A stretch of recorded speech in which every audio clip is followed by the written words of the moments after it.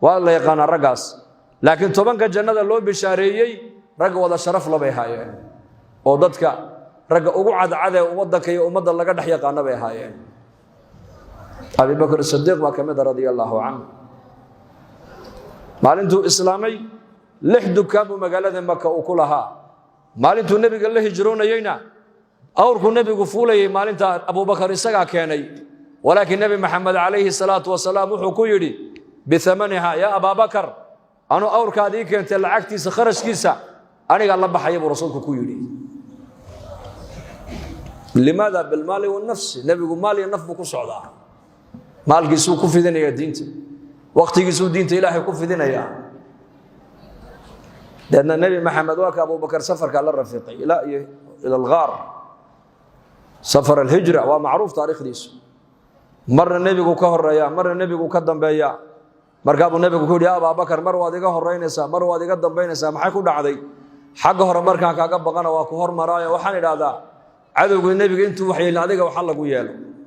xagga dambe markaan kaaga cabsadana waan ka dambeeyaa buu ka yiri maalintii nabi maxamed alayhi salaatu wasalaam godka la geliyayna Abu Bakar as-Siddiq taajir buu ahaa isagoo khalifa oo taladii ummadda oo dhan loo dhiibo gacanta laga saarayna wuxuu ahaa ninkii dharkiisa intuu qaada bagaashka tagay bacadlaha tagay dharkiisa ku iibinayay oo Umar ibn Khattab gacanta intuu soo qabtay uu ku yiri xageed u socotaa de waan shaqo tagay reerkii ubadkan u shaqo tagay buu ka yiri ganacsi dambe haleeli masjid buu ka yiri taladii ummadda lagu dhibay adiga oo reerkayga masaariiftoodiina annaka bixinayno u shuureynayna adu halka fadhi baa lagu yiri taladii ummadda loo dhiibay maskaxdiisa kuma soo dhicin mas'uuliyadda lagu dhiibay baad reerkaaga iyo ubadkaaga ku nooleyn doontaa maskaxdiisa kuma soo dhicin waxa maskaxdiisa ku jirta reerkaagana adaa ka mas'uula tanaad ummadda u qabatayna waa mas'uuliyad ummadda u khadmeynaysaa halkeen kala joognaa waa kaas Usmaan ibn Affan kadalika qani buha Usmaan qani غزوة تبوك مركو النبي بحايي وحوها نكي 700 أور يا 500 فرس نبي قورتي سكني بوها اي انت عينك يقدر 700 أور يا 500 فرس لان انت بحين كان ابو كجرا ودنكينا اصحاب الرسول marka laga waramay waxaan waa sanadad fuqaraa iyo dhulka yeelanay ahaayeen 10,000 oo nin sahiidoodii buu maalinta nabiga u keenay uu 10 kun ana ka qaaday igu daa gaadiidkay raacayeen uu keenay baadkay cunayeen sahay ka dhiganayeen uu keenay markaa buu nabigu gacmaha cirka u taagu yiri ya rab Usmaan ibn Affan raalli baan ka hay adiguna raalli ka noqo buu yiri ni'mal maalu salih lirajul salih naga maanta xoolaheena baanankay noo yaalaan aqaladay noo yaalaan ciiday noogu jiraan oo qalaan ku dhisanaa iyagoo xoolahooga iyo dhaqaalahooga diinta Ilaahay bay ku bixinayeen 700 oo faras oo awr iyo 500 oo faras iyo zaadkay 10,000 oo nin ay cunayeen sahay ka dhiganayeen ilaa Tabuuka ay tagayaan ka soo noqonayaana aniga hal igu duceeyo buu yiri فقراء ما هي نقعان قاسة هدنا هبينك لابا ركعدود او كليو قرآن كدما كدميني هدنا نكاس مقام إبراهيم بو هبين لبدا لغو الله قال عثمان بعد صلاة العشاء مقام كان النبي إبراهيم وهالك الراتك كويا لو وياه نمك واكو كسمي قبض دير الذهب كان دلاشا يشهد لغا داوdo halka bariga banaanka iska ahaydo labada lagood bal la dul dhigi jiro marka maqaam Ibrahim halka Abu Usman habeenkii nin saxaabada kamid uu ku yiri iga yar baxaniguna ku cibaadeyste markaas uu uga baxay markuu arkay amirkood dul jooga buu uga dhaqaaqay markaas uu labadiisii loo wadalka galiyay laba rakac ku tukaday rakacadii koobaad quraanku ku dhameeyay rakacadii labaadna qul wallahu ku tukaday aadaankii fajrkiina wallahu adimay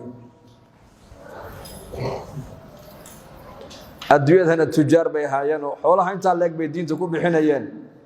aakhirada markay noqoto iyo cibaado markay noqotona quraanka dhanba rakcad buu ku khatimayay nimankii buqaada ahaa markii Usmaan ay rabeen inay dilaan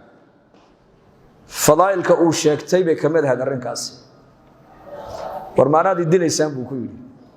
nimankii buqaada ahaa ee Masar iyo Basra iyo iska soo urursaday ee doonaya Usmaan inay qudha kaga jaraan runtii wayna dileen markii dambe wuxuu warmaanaad dilaysaan miyaanadi ogeyn buu laba gabdhood oo nabi uu dhalay in aniga la ii dhisay oo tani markay iga dhimatay tii labaad uu nabigu ii dhisay tii labaad markay iga dhimatayna uu nabigu yiri ina saddexaad oo ina Muhammad haday noolaan lahayd Usmaanow waan ku guurin lahaa buu nabigu kaleey salaatu wasalaam awwaliin iyo aakhiriin waa ninka kaliya laba gabdhood oo nabi uu dhalay ay xasul noqdeen baa leeyahay taariikhda nin kale oo galay ma jiro caalamka ugu kaligii buu taariikhda ku jira Usmaan ninkaas aan ahay wadi aniga maxay iga dilaysaan war miyaan adi garanayn buu waxaan ahay mujahhiz jaysh al-usra ciidankii cuslaa ee nabi maxamed uu hor socday 30 kun ahaa ninkii sahaydooda diyaariyay ciidanka xambaaray ee gaadiidkay raacayeen iyo sahayday ku baxayeen keenay baan imaad garanayn buu ku yiri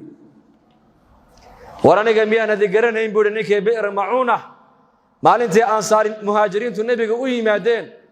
ay yiraahdeen magaalada Madiina biyaheega waa la iibiyaa anaguna lacagan biyaha ku gadana ma haysano waxaan ahay ninkii nabi maxamed ku yiri ceelka bi'r Roma aniga keenaye nabi Allah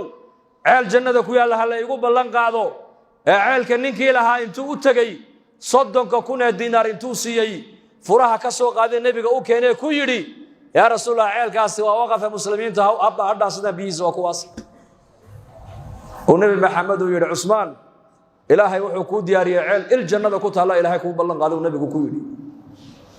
ya Usmaan baa nabigu ku yiri maalinka amal dambe oo wanaagsan oo saalix ah hadaanad qaban oo inta aad ku joojisid adigu inta ba janno ku gashay buu khalaas ninkaas aan ahay buu war waxaan ahay ninkii nabi maxamed uu yiri miyaanan ka xishoonay ninka ay malaa'iktu ka xishooto wayaana Usmaan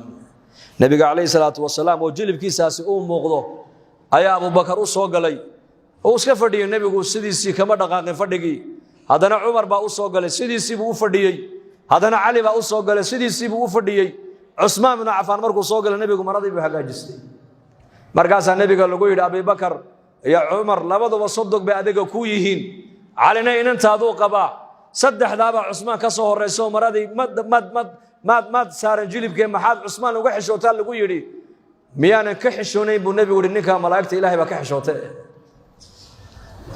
وعن الأوجه هاي النبي ورهبان سيدي وفردين لها حشوا دراد العثمان ما صو قلهم ودهالك ومجوج لها بودي ورنيكها دليسان ورنيكها سوري نيكها سانه محد يقدر دليسان عليك علي بقوي مدي وإنما دي قرب سعودان وهبك سوق عتاني يا أبا هريرة يا أمير المؤمنين نمك بقادة كوسود لو عشان بقولون مقالة المدينة أفرتن كن أونين باجوكتي هن لينو هن قبنا قدها هن كجرنا نوقف صحبه كويري وحولي مي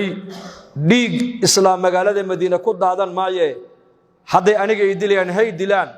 حدا أنا جاي دلان بقول أنا النبي عايش يقول يري قميص كإلهي كوجل يبي دم عدونا إنه كاسران هذا عثمان وقميص كأدس كسرت النبي يقول يري أنا جاي أركي مسجد أقول قيامة هلا كل من مسجد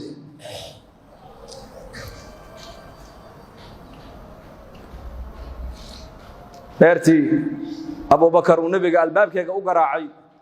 يا أبا موسى الأشعري وها بواب كالنبي وها أقرأي وكما وأبو بكر وكوسو إجازة قاضي الجوب نبي قوش يقول عثمان أبو بكر بقى الباب كتاجن سوق الكذب ولا الباب كأوفصح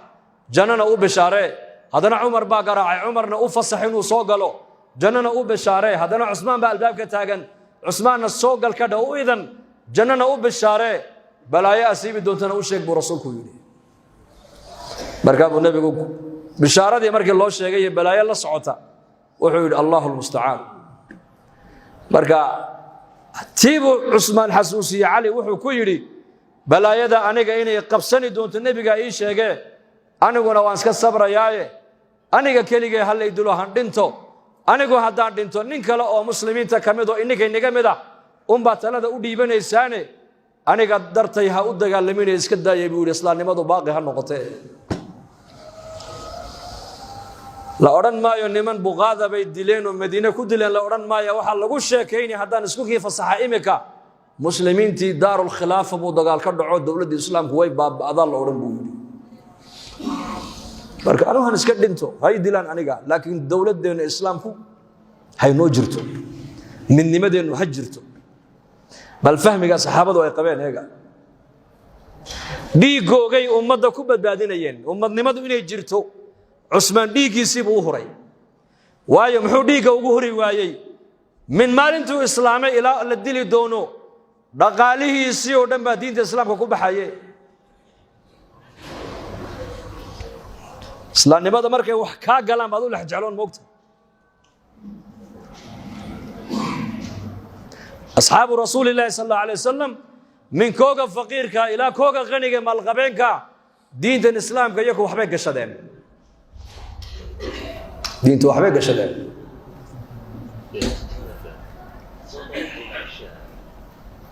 faqataluhu dadna Usman sidaas ay ku dileen ragay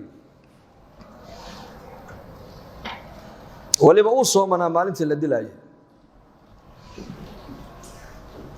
isagoo sooman bay dileen markaasa ragii u yimid ugu dambeysay u yimid wuxuu ku yiri xaq hadaan nigu leeyahay anigu amiirkiini aan ahay aqaladiina fariisa seeftan iska dhiga buu ani hay difaacina waayo nabiyullaahi muhammad alayhi salatu wassalaam ya abi bakr ya umar man kuma naamay waxay ugu yiraahdeen Usmaan oo maanta anaga nala afuri doontaa marka anigu waan socdaa buu yiri ma joogay adduunkan meel fiican waan marayaa marka aniga dartay ha u dagaalamin buu yiri aniga magacayga dhiig islaam ku daadanina halkiina jooga buu yiri aqaladiina fadhiista markaad maqashaan Usmaan waa la dilayna inagu shuuraysto amiir muuminiinta u doortay buu yiri taladu ninkay naga guuya kuunu noqon mayse dhiigiisii buu ku badbaadinayaa dadnimada iyo dawladnimada islaamku inay jirto inagana zamankeena wuxuu leeyahay diinta maxay ka galay buu koodhan diinta maxay ka galay diinta warun waxba kaama galin aqli kaama galin oo dhaqaale kaama galin oo waqti kaama galin oo dhiig kaama galin oo dheecaan kaama galin laakiin qabiilka hadii la caayo waa damqan darkaad ka dhalatay hadii la caayo oo la taabto dhiig kar baad yeelo dhiig wadnaha ku kici waay reetolka maxaad ugu damqanaysaa qaaraankaad ku bixisaa iyaga islaamnimada se waxba kaama galin iyaga islaamnimada waxba ka galay min maalinkuu islaamay Usmaan ilaa maalinkii la dili doono dhaqaalihiisa oo dhan diintu ku bixinayay meesha xoogiisii dhaqaalihiisii aqligiisii uu ku baxay inuu naftiisa ku badbaadiyana diyaar buu yahay waana hay dilaan laakiin midnimadeenu ha jirto ani hay dilaan laakiin magaaladii Madiina dagaal ka dhacayaan la maqlin aniga hay la dilo han ka taga adduunka laakiin islaamku is haystaan ka tago laan agtooda diinta qiimo lahayd yaka